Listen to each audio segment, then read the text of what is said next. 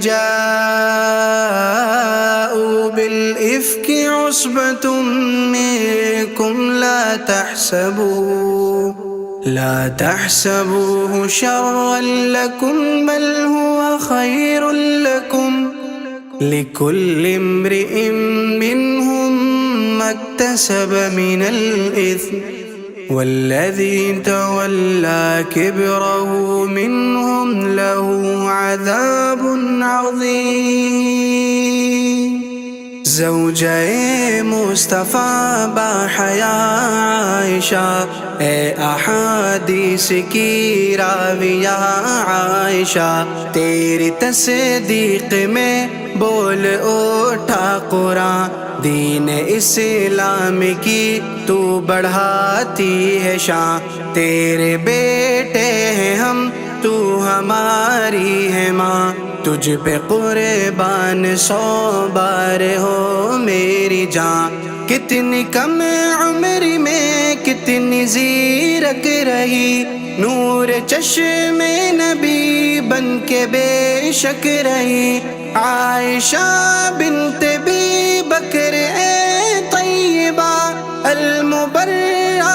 صدیقہ اے تیمیہ، المبرہ صدیقہ اے تیمیہ، تیرے اوصاف امت سے کہتا رہوں، تیری باتیں ہی لوگوں سے کرتا رہوں، 5 درہم کے جوڑے کا قصہ لکھوں، ریشمی کالی چادر کے بارے لکھوں، اور اسحاق اعمیٰ سے جو گفتگو تو نے کی تھی وہ سب سے کہوں ہو بہو، تجھ سے ملنے وہ نابینا ایک تابعی آئے تو نے ان سے بھی کی پردگی، جس پہ کہنے لگے میں تو نابینا ہوں، دیکھ سکتا نہیں مجھ سے پردہ ہوں کیوں، دیکھ سکتا نہیں مجھ سے پردہ ہو کیوں، جس پہ فرمایا تو نے کہ پھر کیا ہوا، میں تو سب دیکھتی ہوں سو پردہ ہوا، تجھ کو مرغوب گڑیاؤں سے کھیلنا اور فرحت فضا جھولوں کا جھولنا،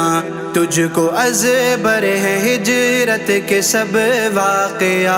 واقعات اور ان کے سبھی جزیات، حافظہ تیرا حیران کیے دیتا ہے، ذکر ہر کام شاداں کیے دیتا ہے، خواب میں دیکھا تجھ کو نبی پاک نے، ریشمی سبز کپڑے میں لپٹے ہوئے، ریشمی سبز کپڑے میں لپٹے ہوئے، اس کی تعبیر میں ان کی زوجہ بنی، واہ اے میری ماں کیا ہی قسمت ملی، ماہ شوال 10 نبوی کو عقد تھا، اس گھڑی میں بنی ان کی تو اہلیہ،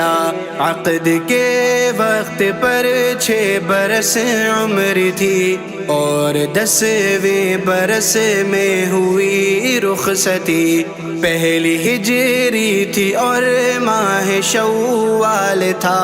شہر طیبہ میں جب تیرا آنگن بسا، 500 درہموں کا یہ حق مہر تھا، جو نبی کو ابو بکر نے تھا دیا، یہ تیرا نام ہے نور ہی نور ہے، اس لیے ظلمت رفض سے دور ہے، اس لیے ظلمت رفض سے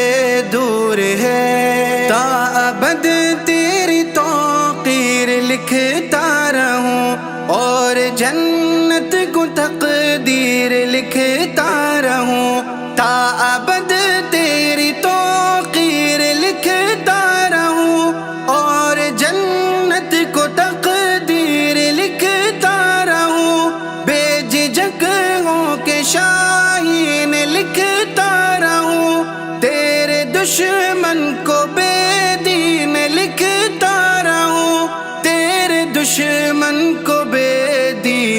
لکھتا رہوں